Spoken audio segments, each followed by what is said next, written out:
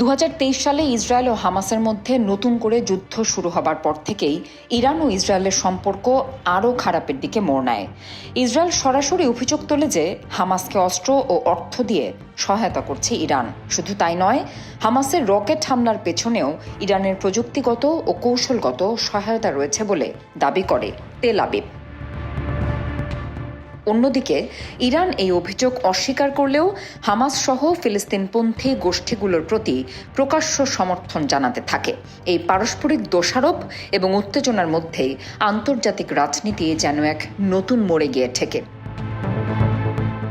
এই প্রেক্ষাপটে যদি ইরান ইসরায়েলের মধ্যে সরাসরি যুদ্ধ শুরু হয়, তখন চীন ও রাশিয়া কি করবে? তারা কি নিরপেক্ষ থাকবে, নাকি কোনো পক্ষ নিয়ে এই যুদ্ধে জড়িয়ে পড়বে? উত্তরটা আসলেই সহজ নয়, কারণ চীন ও রাশিয়া এই দুই শক্তিধর দেশ ইরানের ঘনিষ্ঠ মিত্র হলেও ইসরায়েলের সঙ্গেও তাদের কৌশলগত সম্পর্ক রয়েছে। রাশিয়া বহু বছর ধরেই ইরানের সঙ্গে সামরিক এবং পারমাণবিক খাতে সহযোগিতা করে আসছে। সিরিয়াতে তারা একসাথে যুদ্ধ করেছে, এমনকি রাশিয়ার তৈরি ড্রোন ব্যবহার করেছে ইরান। অপরদিকে চীন ইরানের অন্যতম প্রধান তেল আমদানিকারক দেশ এবং ইরানের অবকাঠামো উন্নয়নে তাদের বড় বিনিয়োগ রয়েছে। আবার এই দুই দেশই ইসরায়েলের সঙ্গে বাণিজ্যিক এবং প্রযুক্তিগত খাতে সম্পর্ক বজায় রেখেছে। তবে যুদ্ধ হলে তারা কি করবে? ধারণা করা যায় চীন ও রাশিয়া সরাসরি যুদ্ধক্ষেত্রে নামবে না, বরং তারা পরোক্ষভাবে ইরানকেই সমর্থন করতে পারে। সেটা হতে পারে রাজনৈতিকভাবে কিংবা কূটনৈতিকভাবে, অথবা সামরিক সরঞ্জাম দিয়ে। বিশেষ করে যদি এই যুদ্ধের পেছনে যুক্তরাষ্ট্র ও তার মিত্রদের সক্রিয়তা দেখা যায়, তাহলে রাশিয়া এবং চীনের জন্য এটি হবে আরেকটি পাওয়ার গেম, যেখানে তারা পশ্চিমা আধিপত্যের বিরুদ্ধে নিজেদের অবস্থান পরিষ্কার করতে পারবে। তবে এই সমর্থনের পেছনে ঝুঁকিও আছে। ইসরায়েলের বিরুদ্ধে সরাসরি অবস্থান নিলে চীন ও রাশিয়ার ইসরায়েলের সঙ্গে সম্পর্ক খারাপ হতে পারে, এমনকি পশ্চিমা বিশ্ব থেকে নিষেধাজ্ঞা বা চাপের মুখেও পড়তে পারে। তাই তাদের কৌশল হবে খুবই হিসেবি। তারা এমনভাবে নিজেদের অবস্থান নেবে যাতে একদিকে ইরানের সঙ্গে সম্পর্ক বজায় থাকে, আবার অন্যদিকে বিশ্বমঞ্চে নিজেদের দায়িত্বশীল শক্তি হিসেবে তুলে ধরা যায়। মূলত চীন রাশিয়ার সিদ্ধান্ত অনেকটা নির্ভর করবে এই যুদ্ধ তাদের জাতীয় স্বার্থকে কতটা প্রভাবিত করছে তার উপর। ইরান রাশিয়ার কূটনৈতিক সম্পর্ক বিশ্লেষণ করলে দেখা যায়, ইরান ইসরায়েল যুদ্ধ হলে রাশিয়া ইরানের পাশে দাঁড়ালে রাশিয়ার বেশ কিছু কৌশলগত সুবিধা হতে পারে। প্রথমত, মধ্যপ্রাচ্যে তাদের প্রভাব আরও বাড়বে, বিশেষ করে সিরিয়া, ইরান, লেবানন এবং ইয়েমেনের শিয়াপন্থী গোষ্ঠীগুলোর সঙ্গে সম্পর্ক আরও দৃঢ় হবে।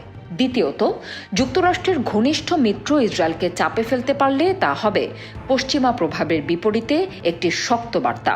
উপরন্তু, রাশিয়া চায় ইউক্রেন যুদ্ধ নিয়ে পশ্চিমা বিশ্বের দৃষ্টি কিছুটা হলেও সরে যাক এবং ইরান ইসরায়েল যুদ্ধ সেটার একটি সুযোগ তৈরি করে দিতে পারে। এদিকে চীনের স্বার্থ একটু ভিন্নমুখী হলেও সমান গুরুত্বপূর্ণ। চীন মূলত অর্থনৈতিক স্বার্থকে সবচেয়ে বেশি প্রাধান্য দেয়। ইরান তাদের তেল ও প্রাকৃতিক গ্যাস সরবরাহের একটি বড় উৎস। এছাড়াও ইরান চীনের বেল্ট অ্যান্ড রোড ইনিশিয়েটিভ বা BRI এর একটি গুরুত্বপূর্ণ করিডোর। এই অঞ্চলে স্থিতিশীলতা না থাকলে চীনের বড় বিনিয়োগ এবং সরবরাহ চেইন হুমকির মুখে পড়তে পারে। তাছাড়া যুক্তরাষ্ট্রকে মধ্যপ্রাচ্যে নতুন করে জড়িয়ে রাখতে পারলে চীন এশিয়া প্যাসিফিক অঞ্চলে নিজের দখল আরও নিরঙ্কুশ করতে পারবে, বিশেষ করে তাইওয়ান, দক্ষিণ চীন সাগর ইত্যাদি ইস্যুতে। তবে ইসরায়েলের সঙ্গে সম্পর্ক রাখাও চীন ও রাশিয়া উভয়ের জন্য কৌশলগতভাবে বেশ গুরুত্বপূর্ণ।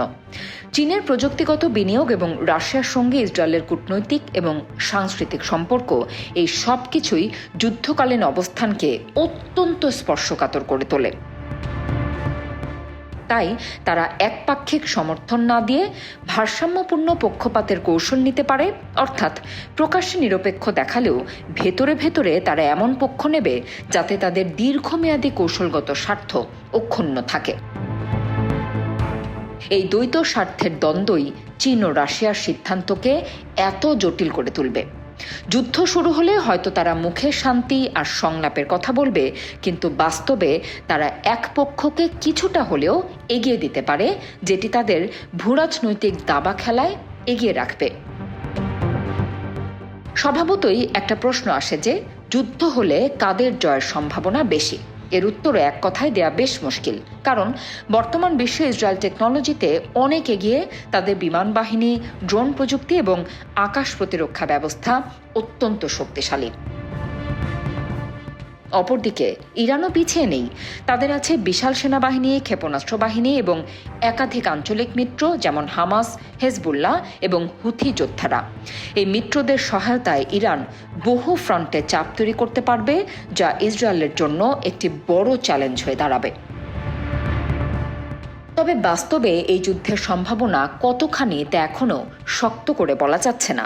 যদিও পরিস্থিতি প্রতিদিনই খারাপের দিকে যাচ্ছে, তবুও যুদ্ধ শুরু হবার আগে কূটনৈতিক চেষ্টা চলবে বলেই ধারণা করা হচ্ছে।